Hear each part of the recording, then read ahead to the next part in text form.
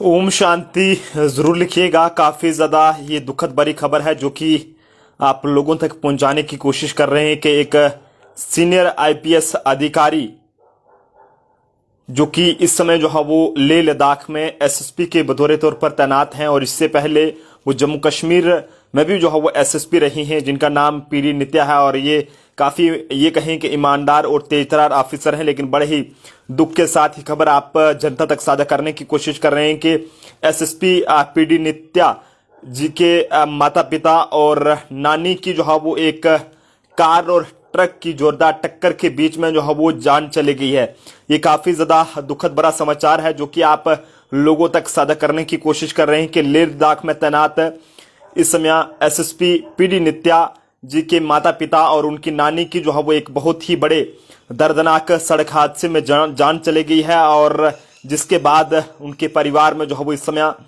मातम का माहौल छाया हुआ है। जानकारी के मुताबिक आपको बताना चाहेंगे कि छत्तीसगढ़ के दुर्ग में एक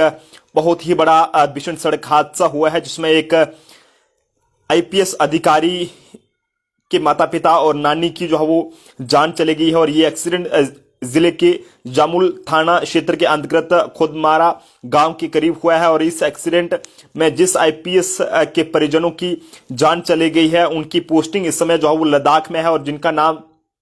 पीडी नित्या है। इससे पहले बात करें तो जम्मू कश्मीर में भी यहां पर वो एसएसपी रही हैं, लेकिन उसके बाद लेह लद्दाख में उनका तबादला किया गया था, लेकिन सोचा नहीं था कि इस तरह से भी कभी जो है वो कोई सुनने को मिलेगा। आपको बताते चलें कि इस समय ये लद्दाख में लेह लद्दाख में तैनात हैं और उनका नाम जो है पीडी नित्या है। और आपको बताते चलें कि जानकारी के मुताबिक पुलिस अधिकारियों ने यह बताया है कि कार और ट्रक के बीच हुई टक्कर में लेह जिले की यानी कि लेह जिले की जो एसएसपी हैं वहां पर पीडी नित्या जी, उनके माता पिता जिसमें उनकी माता जी का नाम पी शांति, जिनकी उम्र 60 से 65 साल के करीब बताई जा रही है, और उनके पिता जी का नाम पी वेंकटर तनम और उम्र लगभग 65 साल के करीब, और उनकी नानी 80 साल की जो है वो मौके पर जान चले गई है। और बताया जा रहा है कि भिलाई शहर के स्मृति नगर के ये रहने वाले थे। और इनके माता पिता की बात करें,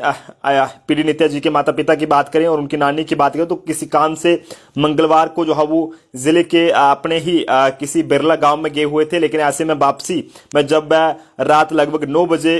खुदमारा गांव के करीब पहुंचे तो तभी उनकी कार जो है वो एक ट्रक से टकरा गई, और जिसके नतीजे में उन्हें गंभीर रूप से वो घायल हो गए और पुलिस की मदद से उन्हें हॉस्पिटल में शिफ्ट किया गया ताकि उनकी जानों को बचा जा सके। लेकिन ऐसे में दुखद रहा कि डॉक्टर्स भी उनकी जान को बचाने में पूरे तरीके से नाकाम रहे। और ये इस बात की जानकारी जो है वो आपको बताते चले कि पीडी नित्या जी को भी दे दी गई है और वो भी वहां पर पहुंचती होंगी। लेकिन